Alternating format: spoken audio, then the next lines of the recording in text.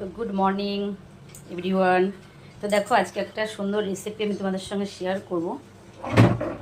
এটা আজকে করব নিরামিষ ক্যাপসিকাম পনির রেসিপি। তো দেখো আমি কি কি নিয়েছি। এখানে আদা কুচি নিয়েছি, গ্রেট করা ধনে পাতা কুচি নিয়েছি, আদা গ্রেট করা নিয়েছি, কাশ্মীরি লঙ্কা, ধনে গুঁড়ো, জিরে গুঁড়ো, আর এখানে কিছু গোটা মশলা আছে। তার সঙ্গে আমি স্বাদ মতো লবণ নিয়েছি, স্বাদ মতো একটু চিনি নিয়ে নিয়েছি। আর এখানে দেখো কাজু আর চালমগজ ভিজানো আছে, তার সঙ্গে দুটো টমেটো আর কাঁচা লঙ্কা নিয়ে নিয়েছি। এখানে ক্যাপসিকাম আছে, আর তার সঙ্গে এই যে পনির আমি নিয়ে নিয়েছি। তার সঙ্গে আমি দেখো কড়াই কিন্তু আমি চাপিয়ে দিয়েছি গরম করার জন্য। তো চলো দেখতে থাকো।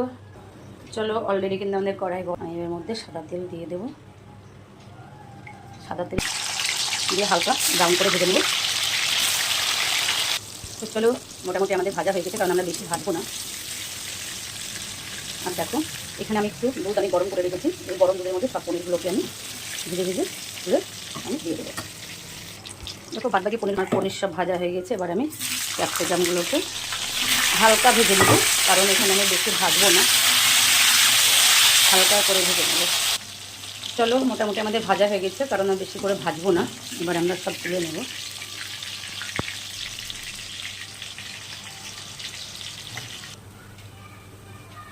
তো দেখো আমাদের মশলাটা কষানো হয়ে গেছে, তেল ছেড়ে দিয়েছে। আমি কী দিয়ে দেবো, একটু কাসুরি মেথি আমি রোস্ট করে গুঁড়া করে রেখেছিলাম, সেটা দিয়ে দেবো। দিয়ে একটু সামান্য জল দিয়ে দেবো।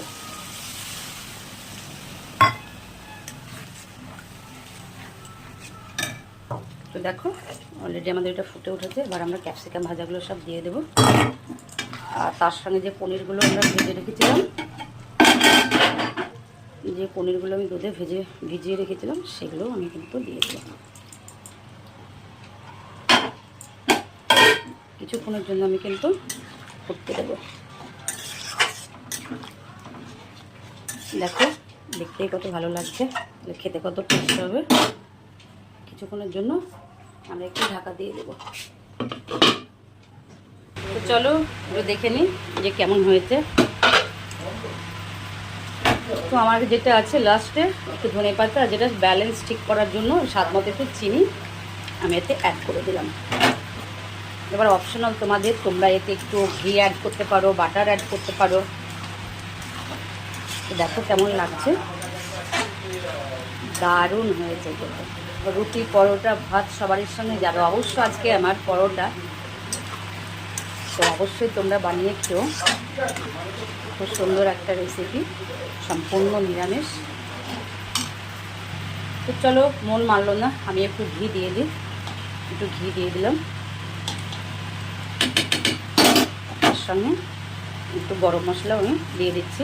খুব সুন্দর একটা টেস্টি রেসিপি, তোমরা অবশ্যই বানিয়ে খেও। দারুণ দারুণ একটা রেসিপি। আর অবশ্যই বানিয়ে খেয়ে কেমন লাগবে অবশ্যই আমাকে কমেন্টে জানাবে। তো দেখো ফাইনালি আমার কিন্তু রেসিপি কিন্তু একদম পারফেক্ট। আর গরম গরম লুচি, পরোটা, ভাত যার সঙ্গে খাবে, দুর্দান্ত। তো আমি অবশ্য আজকে আমার পরোটা হবে, দারুণ হয়েছে। অবশ্যই তোমরা বানিয়ে খেও। কেমন হয়েছে অবশ্যই কমেন্টে জানাবে।